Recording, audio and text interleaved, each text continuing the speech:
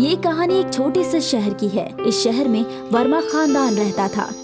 राधा वर्मा, यशवंत वर्मा और उनका बेटा श्रवण। घर में बस 3 लोग ही थे। एची, मैं सोच रही हूँ कि अब हमें श्रवण का निकाह कर ही देना चाहिए। वैसे भी अब अकेले मुझसे घर का सारा काम नहीं होता। मेरे मन में भी यही ख्याल चल रहा था। अब हमें श्रवण के लिए लड़की की तलाश शुरू कर देनी चाहिए। मेरी नजर में एक अच्छी लड़की है। तो देर किस बात की, चलो लड़की देख ही आते हैं। बस आपकी हाँ का इंतजार था। क्या हमें श्रवण से एक बार पूछ लेना चाहिए? अरे श्रवण। जी अब्बू। तेरी अम्मी और मेरा ख्याल है कि तुझे अब शादी कर लेनी चाहिए। वैसे भी तुम्हारी अम्मी को घर के कामों में मदद की दरकार है। जैसा आप मुनासिब समझे अब्बू। ये तो बहुत अच्छी बात है श्रवण। मैंने एक लड़की ढूंढ रखी है। हम इसी इतवार उसे देखने जाएंगे। ठीक है अम्मी। सारे घर वाले बेहद खुश थे कि जल्द ही उनके घर बहू आने वाली है। इतवार की शाम वो लोग सृष्टि को देखने उसके घर गए। सृष्टि बहुत ही खूबसूरत और तहजीब वाली थी। हमारी सृष्टि बीए पास किया है। साथ ही वो घर के कामों में भी बहुत माहिर है। वो अकेली ही सारा घर संभालती है। ये तो बेहद अच्छी बात है। श्रवण, तेरी क्या राय है? जैसा आपको मुनासिब लगे अम्मी। हमें तो लड़की पसंद है। अब आप बोलिए। मुझे भी पसंद है।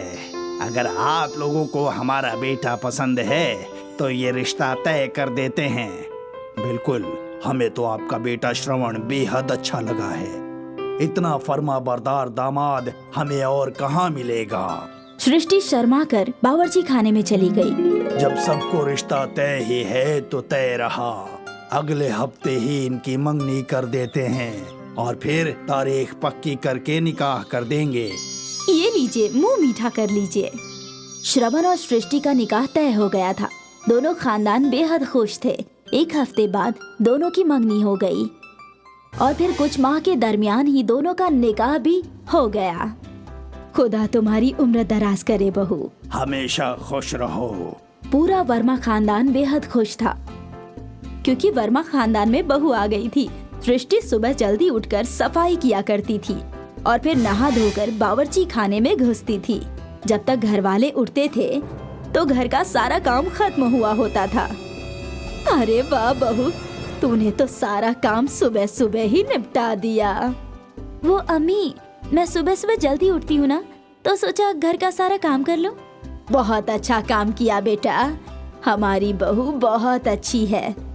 घर का सारा काम तकरीबन हो चुका है। ये तो मुझसे भी बेहतर घर संभालती है। बहुत ही खूबियों वाली है। मैंने अपने बेटे के लिए सही हमसफर ढूंढी है। हाँ, मैं समझ गया कि हमारी बहू बहुत खूबियों वाली है। अब मैं सैर पर जाता हूँ। ठीक है, जाइए।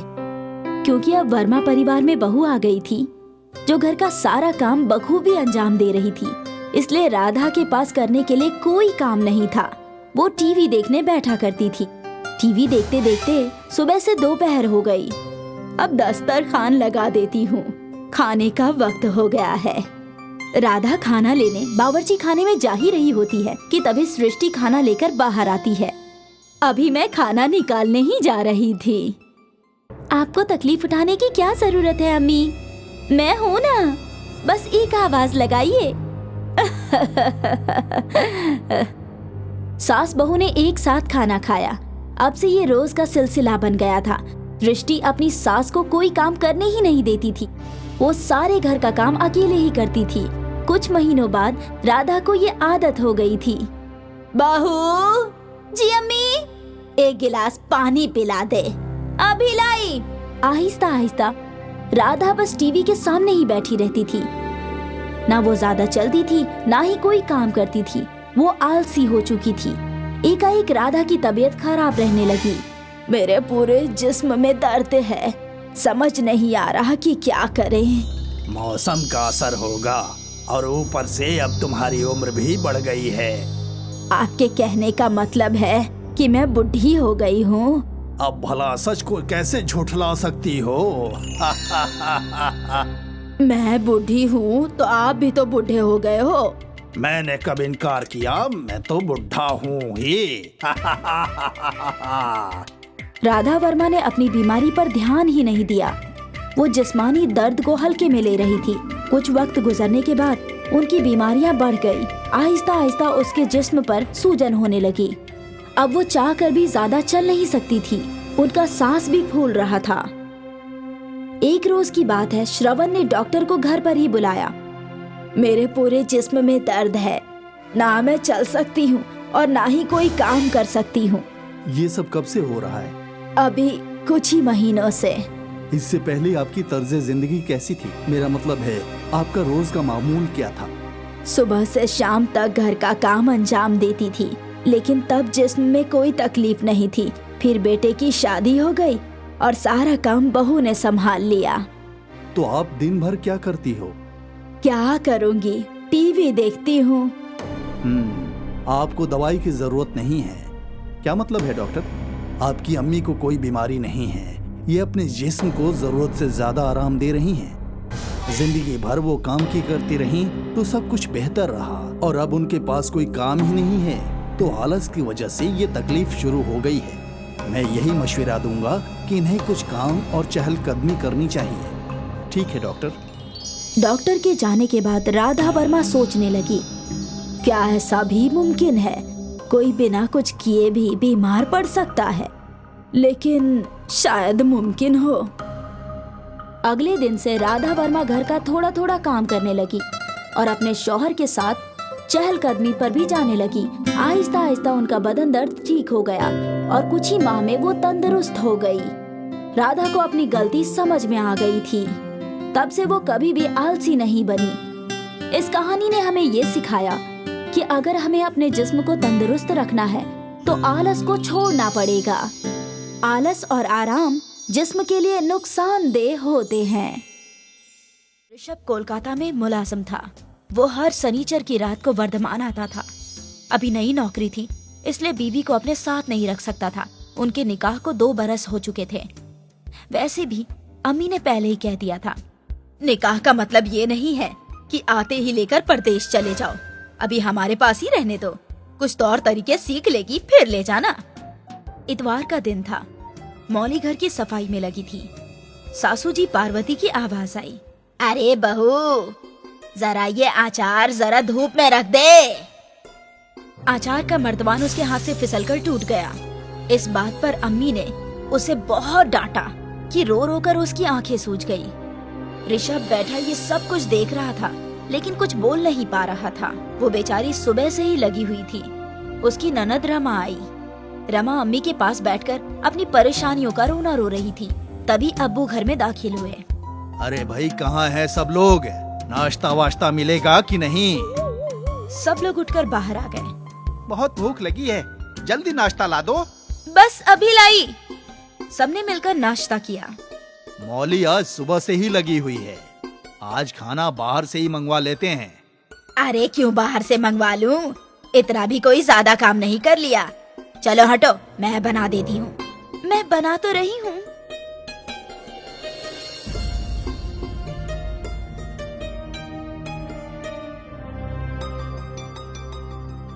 चलो मौली, हमारे साथ जरा बाजार तक चलो, अम्मी को बनाने दो खाना। पार्वती तो गुस्से से गई थी बावर्ची खाने में। पासा ही उल्टा पड़ गया। हाँ हाँ, जाओ घूमो तुम लोग। मैंने जिंदगी भर बनाया है, अभी भी बना लूंगी। मौली, दरअसल बाजार जाना तो एक बहाना था। चलो फिल्म देख कर आते हैं। थोड़ी बहुत खरीदारी करके शाम तक लौटेंगे। अम्मी और रमा दीदी के लिए साड़ी ले लेंगे। खरीदारी करते करते उसे बहुत देर हो गई। आज तो मेरी खैर नहीं। मुझे सिर्फ एक इतवार ही तो मिलता है तुम्हारे साथ वक्त गुजारने के लिए। इतनी दूर से तुम्हारे लिए आता हूँ और तुम हो कि बावर्ची खाना संभालने में लगी रहती हो। दोनों ने सारा दिन साथ गुजारा। शाम को लौटे तो अम्मी का गुस्सा 7वें आसमान पर पहुंच गया था। तुम लोगों को घर आने की जरूरत ही क्या थी? थोड़ी देर और घूम लेते। क्या मैं समझती नहीं, मेरी बेटी के आने से तुम्हारा काम बढ़ जाता है ना? अम्मी, मैं अपने आप तो कहीं जाती नहीं हूँ। आपको जो कहना है अपने बेटे को क्यों नहीं कहती? मौली अपने कमरे में चली गई। ऋषभ, तुम्हारी बीवी को अगर सैर सपाटे का इतना ही शौक है ना, तो इस दफा तुम इसे यहाँ से ले ही जाओ। मुझसे नहीं बर्दाश्त होता तुम लोगों का ये सब चोचला। अम्मी इस कदर नाराज क्यों हो रही हैं? अगली दफा आऊंगा तो लेता जाऊंगा। मौली कमरे में जाकर रो रही थी। अरे मौली, रो क्यों रही हो? अगली दफा आऊंगा तो अपने साथ ले जाऊंगा तुम्हें। अब चुप हो जाओ। ऋषभ, मुझे डर है कि तुम्हारे जाने के बाद मेरा क्या होगा। अम्मी मुझे एक पल भी चैन से जीने नहीं देंगी। पार्वती का मुंह अभी भी गुस्से में था। ऋषभ ने रमा और उनके लिए लाई हुई साड़ियाँ भी लाकर दे दी। अपनी बीवी के लिए भी तो साड़ी लाया होगा, वो तो हमें दिखाया भी नहीं। अम्मा, इतने पैसे नहीं कमाता मैं। तुम्हें क्या लगता है मैं उसे साड़ी दिलाने के लिए ले गया था? अम्मी, उसे आए हुए घर में 2 साल हो गए हैं। उसने आज तक इस घर की दहलीज तक नहीं लांगी। एक रोज बाहर ले गया तो तुम इतनी खफा क्यों हो गई? तो ले जाया करना, किसने मना किया है? ऋषभ बात बढ़ाना नहीं चाहता था, इसलिए वो अपने कमरे में गया। अम्मी की नाराजगी खत्म ही नहीं हुई थी कि एक रोज मौली के मायके से उसके वालिद उसे लेने आ गए। उसकी अम्मी का ऑपरेशन होने वाला था। हाँ हाँ, ले जाइए अपनी लाडली को, जब तक मन चाहे अपने पास ही रखिए, हमें जरूरत नहीं है। अम्मी, आप क्यों इतनी नाराज हैं? मैं 2-4 रोज में ही आ जाऊंगी। जाओ ना, किसने रोका है? तभी ऋषभ के अब्बू जान आ गए और बात को संभालते हुए बोले, बहू तुम जाओ, यहाँ मैं संभाल लूंगा। मौली अपने अब्बूजान के साथ चली गई। शनिवार को जब ऋषभ आया तो तुम्हारी बीवी अपने मायके गई है, मैंने तो इनकार भी किया था। ठीक है अम्मी, अब्बू ने बता दिया था। ऋषभ सोमवार को वापस चला गया। अम्मी दिन रात इसी उधेड़ बुन में रहती थी कि कैसे बहू से पीछा छूटे। जब मौली को उसके अब्बूजान पहुंचाने आए तो इतनी जल्दी क्यों आ गई? कुछ रोज तक तो अम्मी की खिदमत कर लेती। अम्मी, बड़ी बाजी आ गई थी, इसलिए मैं चली आई। मौली आते ही घर के काम में मशरूफ हो गई।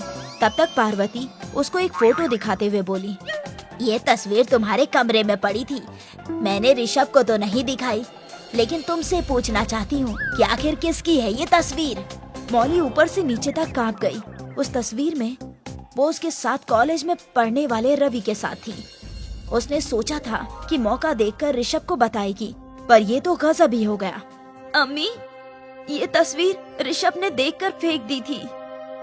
उसने साफ झूठ बोल दिया। शनिचर को जैसे ही ऋषभ आया, अम्मी ने उसको तस्वीर देकर कही, तुम्हें खबर थी इस तस्वीर के बारे में? तब भी तुम इस बदकिरदार औरत के लिए मुझसे लड़ते हो, शर्म नहीं आती? अरे कैसे मर्द हो तुम? ऋषभ ने तस्वीर देखकर तुरंत फाड़ दी और कहा, अम्मा तुम चाहती क्या हो? मैं इसे इसके मायके छोड़ दूं? तस्वीर ही तो खिंचवाई है, क्या गलत किया है? कॉलेज के वक्त में अक्सर ऐसी बहुत सारी बातें होती रहती हैं। हाँ, मैं यही चाहती हूँ, जब कुछ वक्त अपने मायके में रहेगी तो इसकी अकल ठिकाने आ जाएगी। मौली ने सुना तो पार्वती के पैर पकड़ लिए। अम्मी, ऐसा मत कहिए, अब वो कहीं मुंह दिखाने लायक नहीं रहेंगे। हम कौन सा किसी को मुंह दिखाने के काबिल रह गए हैं? तुम अपना सामान बांध लो, हम अभी चलते हैं। मेरी अम्मी तुम्हें यहाँ रहने नहीं देगी। मैं मायके नहीं जाऊंगी, इससे तो बेहतर है कि मैं अपनी जान दे दूं। अम्मी से तो यही कहना पड़ेगा कि तुम मायके जा रही हो, लेकिन हम लखनऊ जाएंगे। मौली की आंखों से आंसू की धारा बहने लगी। मैं इस तस्वीर के बारे में तुम्हें बताना चाहती थी, लेकिन सही मौका ही नहीं मिला। अम्मी से मैंने झूठ कहा था। मुझे इस बात का पहले से इल्म था कि तुम इस लड़के से निकाह करना चाहती हो, पर दूसरी बिरादरी की होने की वजह से ये मुमकिन न हो पाया था। तुम्हारे अब्बू ने मुझे ये पहले ही बता दिया था। चलो जल्दी चलो, कहीं देर न हो जाए। मौली और ऋषभ लखनऊ चले गए। अम्मी इत्मीनान थी कि बेटे ने उनकी बात नहीं टाली और बहू को मायके पहुंचा दिया। कुछ महीनों तक ऋषभ छुट्टियों में घर नहीं आया। कुछ रोज से अब्बू की तबीयत खराब चल रही थी, तो अम्मी ने खत लिखकर इत्तला दी। ऋषभ आया और अब्बूजान को अपने साथ ले गया। अरे बेटा, इन्हीं फिक्रात में मैं बीमार हो गया था कि आखिर बहू कब तक अपने मायके रहेगी। औरत ही औरत की दुश्मन होती है। तुमने ये अच्छा किया जो इसे वहाँ से ले आए। अब्बूजान, मैं कुछ भी करके अम्मी जान को खुश नहीं रख पाई। बेटा, कुछ लोग सिर्फ अपने बारे में ही सोचते हैं। उन्हें बेटे बेटियों या किसी और के सुख दुख से कोई सरोकार नहीं होता। उनको खुशी सिर्फ अपने अहम को मुतमईन करने में ही मिलती है। पार्वती उन्हीं लोगों में से एक है। अब्बू जान का इलाज बेहतर ढंग से हो गया और वो वापस आए तो मैं तो बिल्कुल तंदुरुस्त हो गया। अब बहू को बुलवा लो, आखिर कब तक अपने मायके रहेगी। कोई जरूरत नहीं है, उसको वहीं रहने दो। दूसरे रोज ही मौली के अब्बू वहाँ किसी काम से आए थे तो घर आ गए। अब गिड़गिड़ाते हुए कहेंगे कि अपनी बहू को ले आइए, लेकिन मैं भी कम नहीं हूँ, खूब बुरा भला सुनाऊंगी। मौली कहीं नजर नहीं आ रही। हाँ, अब वो यहाँ नहीं रहती। ऋषभ को खाने पीने में दिक्कत होती थी, इसलिए वो अपने साथ ले गया। पार्वती ने जब ये सुना तो वो हैरान रह गई। अपने घर में ही उनके साथ इतना बड़ा धोखा हुआ। उनके जाने के बाद ऐसे बेटे से होने से तो बेहतर था कि मैं बेऔलाद रहती। तुम जैसी खातून के साथ ऐसा ही होना चाहिए। अपने बेटे का बसा बसाया घर उजाड़ने में तुमने तो कोई कसर नहीं छोड़ी। जब तुम्हारी बेटी ने अपने घर से भागकर निकाह करने का फैसला ले लिया, तब कहाँ गई थी तुम्हारी इज्जत? वो तो कहो ऐन मौके पर तुम्हारी बहू ने उसे समझाकर राजी किया था। पीछे पीछे रमा और ऋषभ भी आ गए। पार्वती की सारी जिद खत्म हो गई थी।